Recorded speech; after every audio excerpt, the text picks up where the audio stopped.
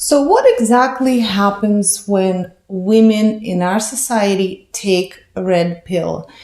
What happens when women actually start to see things for what they really are, not what we're being told? There's a lot of material online on what happens when men take the red pill and see things for what they are, but there's not much that kind of describes what happens when women choose to see things for what they really are. What kind of things do they start to see? So in today's video, I want to talk about what do women start to see once they take a red pill. So let's start with the first one. We're always, as women, told that we can have it all. But, when you take a red pill, you start to realize that only a small percentage of women can have it all. Recently, about a year ago, I read a book by Ivanka Trump. It's called Women Who Work. It was a very boring book. I barely finished it, and I actually asked for a return on Audible. I know it's not nice that, I read the book and then I asked for a return, but the book really was not a very good book, because that's exactly what we don't want women to follow, whatever was written in that book. And the book consistently had this theme that women can have it all. So Ivanka kept telling women, you can have it all. You could be a CEO of a large company, and you can have children, and at the same time you can come home and do gardening with them and bake cookies, and that is exactly what I do. And when you can just tell this book is very dishonest, you can tell almost somebody else wrote it for her. I just didn't get a very personable feeling from the book. I felt like it's just the same old propaganda that us women are being told all the time, except now, it comes through the book that Ivanka wrote for women. It's called Women That Work. Anyways, so we're being told that women can have it all, but in reality, only a small percentage of women can have it all. Sure, in your 20s, you can go to school, you could do all these things, life seems wonderful, but at some point you will have to make a decision. What do you really want? And Jordan Peterson points it out a lot in his lectures, that women are faced with a lot of decisions, especially when they hit 30, and they don't have much time to think about it. They have a small window of opportunity where they have to choose family or career, but very, very few women can manage both. So very few women can manage to become millionaires and still have a husband, still have children and a family, and not be alone or go through a whole bunch of divorces and things like that. It seems very glamorous when you watch it on TV, but very few women and very few men are successful enough to really reach that peak of their career where they're truly, truly successful, where they're that 1% of population that's making millions and millions of dollars, where, you truly have reached that point of success. And at the same time, you have a bunch of children and a husband that loves you, and he's okay with you being away all the time on business trips and barely seeing the family. And, it's really not realistic. Not that I'm telling women to not dream big and not to have any sort of ambitions. No, that's not what I'm saying. But, you really need to think about the fact that, can you really have it all? Or do you have to make a decision like, okay, have the children, raise them, and then build a career, at which point you might not be able to, and you never even know. Maybe you'll enjoy having your children so much that career won't be so important anymore. Or in many cases, women build their careers, and the second they have a child, career kind of gets put on the back burner, and children take the priority, the family takes a priority, and a lot of women find themselves enjoying that versus having a career. So I want to point it out that when a woman takes a red pill, she may start to realize and see things for what they are. And that is, not all women can have it all. Only a very few of them can have it all. So that brings me to the next point, which is if you look at successful, very, very successful female entrepreneurs. Let's take a look at Barbara and Lori from Shark Tank. If you look at them, Lori, for example, she had a very, very successful business and she doesn't have any children. And that's because she was building her business all her life. Her business took all her time, and her window of opportunity to have children, she has missed that. It just didn't happen because she focused on building her business. Because if you want to have a really successful business, you have to have all your eggs in that basket. You can't, do everything all at the same time. And she chose her business and therefore she doesn't have kids. I'm not criticizing her for that, but the fact is she is a very, very successful female entrepreneur. She's the 1% of the population in America and she doesn't have children. If you look at Barbara from Shark Tank, her first child she had at 46 years old. That's not possible for most women. And even then, she had to go through so many failed rounds of IVF, and she barely managed to have a child at 46. Most women, they cannot afford 6 rounds of treatments, fertility treatments. It's very, very expensive because she's very wealthy. She can afford it. Most women cannot wait till they're 46 and then start because, these things could fail. They can very well fail. And she had her first child at 46. And even in her interviews, she said many times that my business success, I attribute that to the fact that I had a child at 46 years old. If I had a child at any time before that, my business would have not grown to the extent it did. It wouldn't have made me millions of dollars because I would have had all my focus on my child and not on my business. So the business was my child.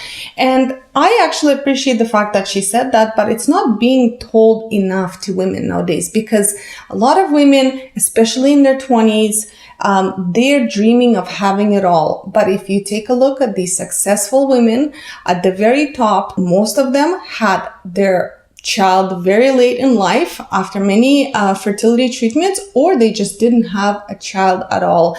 And a lot of celebrities, if not most, if you look at them, a lot of them have twins. And the reason they have twins is because they have fertility treatments. Fertility treatments are expensive.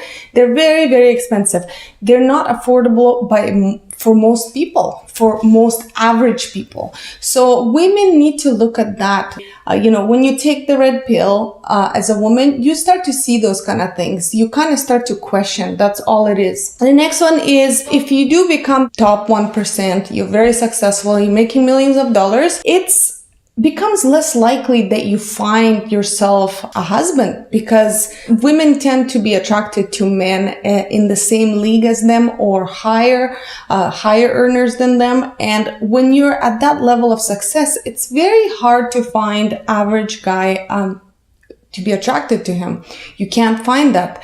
And, there's only so many millionaires there are out there, right? There's only few of them. And it's not easy to find one. So if you are that top earning woman and you're making so much money and you're so successful, it's very unlikely you're gonna find most guys attractive. You're just not going to, because you're gonna see faults. You're gonna see that you're a lot smarter than them, you've achieved a lot more than them, and women just not attracted to those kind of guys. They like to go for men that they perceive as smarter than them, richer than them, and that's just the reality out there. So if you are a woman that's working on all these things, I'm not saying stop working and stop building your business or whatever you're doing, but it's just you have to think about that as well. It's going to become a lot harder for you to find a guy in the same or higher league as you.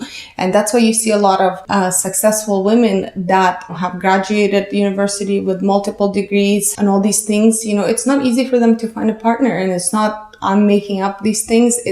These are facts. You can look up at statistics and you can find all that information there. The next point I want to talk about is if a woman takes a red pill, she'll realize that higher education does not increase your sexual market value.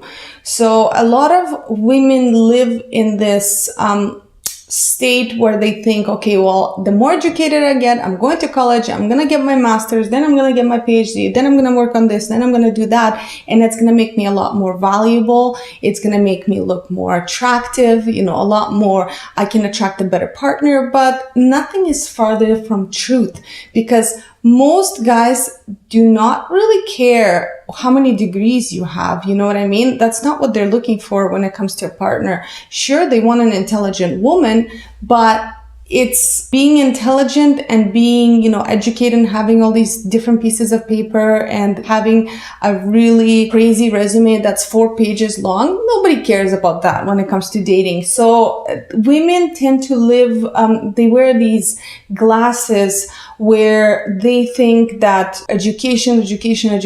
And again, I'm not promoting not getting education here. I'm just talking about, the perception that women have that higher education means they will become much more attractive to the opposite sex. And that's just not true. The next point I want to bring up is kids and family. Women really are not taught anymore about these things like family, kids. Women are constantly being told that they need to put their career first. But, when you take a red pill, you start to see that kids and family, they do bring you happiness. And that's something that women don't prioritize anymore.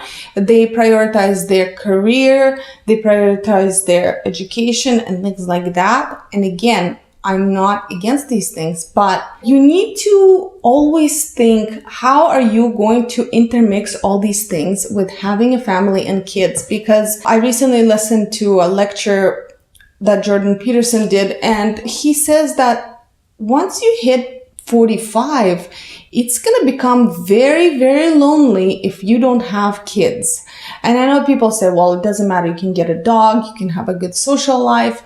But the thing is, people grow apart. And that happened to me a lot in my life. Like, you think you're going to be best friends with somebody for the rest of your life, but then next thing you know, you grow apart, you rarely see each other, and that's just what happens. And the older you get, the more it's going to happen. So not having a family, not having kids is, especially for a woman, I think it's going to be very depressing. So having that knowledge that you're not going to be 20 for the rest of your life. You're not going to be 25 for the rest of your life. At some point, your looks will fade. Your job will just be a job, even though you thought this would be a career. And it's not going to bring you as much happiness and fulfillment as much as family would.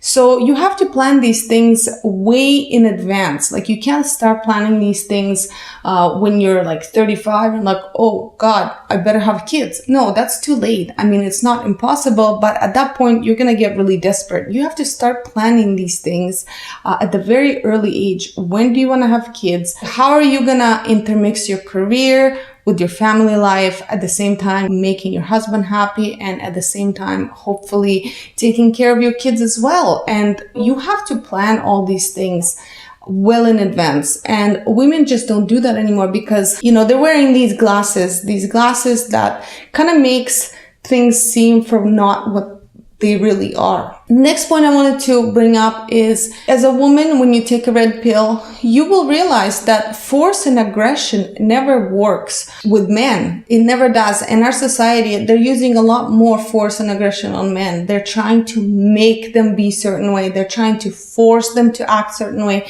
They're trying to make them not do certain things. And that's never going to work because for anyone that's been in a relationship before with a guy, and if you try to force him to do something or you try to make him do something, if he doesn't want to do it willingly, he will check out, he will shut down, he will start seeing you less and less. He's going to get a lot more busier, and he's still going to be doing what he wanted to do. Like, you can't force a guy. Guys hate, and women too, but guys especially, they absolutely hate when somebody forces them to do something against their will. They want to feel like they're choosing to do it. As a society, we're forcing men to do things. We're forcing them to be a certain way. And as women, also in a relationship, we think that by being naggy and forceful and threatening, we can make a guy do what we want him to do, or we can mold him into what we want him to be. But that never worked before, and it's never going to work. So if you take a red pill as a woman, you'll realize that force and aggression never works with a guy. If you want a guy, if you want to influence him, you have to use different set of skills as a woman. And that's where, femininity comes in. That's where you can use your feminine powers to influence a guy, and that's something he will really respond to. But using force and aggression, that never worked. And that brings me to the last point. As a woman, if you take a red pill, you will realize that excessive plastic surgery and this generic Michael Jackson look that everybody has nowadays. If you scroll through Instagram, everybody seems to have the same face, the same look. Everybody's going through the same kind of like a phase of doing excessive plastic surgery and fillers and work on their face. That does not make you look better or prettier. You see a lot of young girls in their early 20s, they had their whole face done up and everything like that.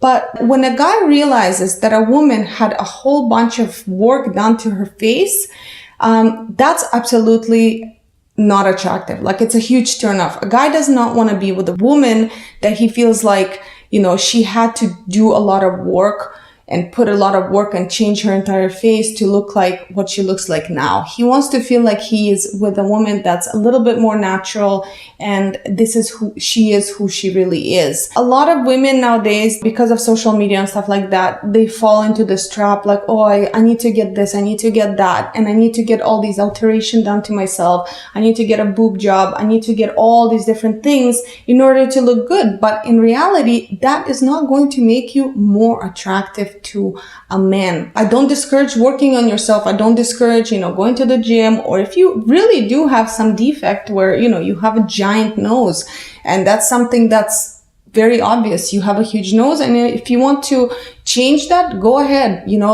That's a good thing if you want to do that. But if you look good already, and why do you need to do all these different plastic surgeries and, alter the shape of your, butt and, do all these different things that women do nowadays? It's a lot of pressure on women. So that's it for my video today, guys. If I missed something, let me know in the comment. As always, thank you for watching, and see you in the next video. Thanks. Bye.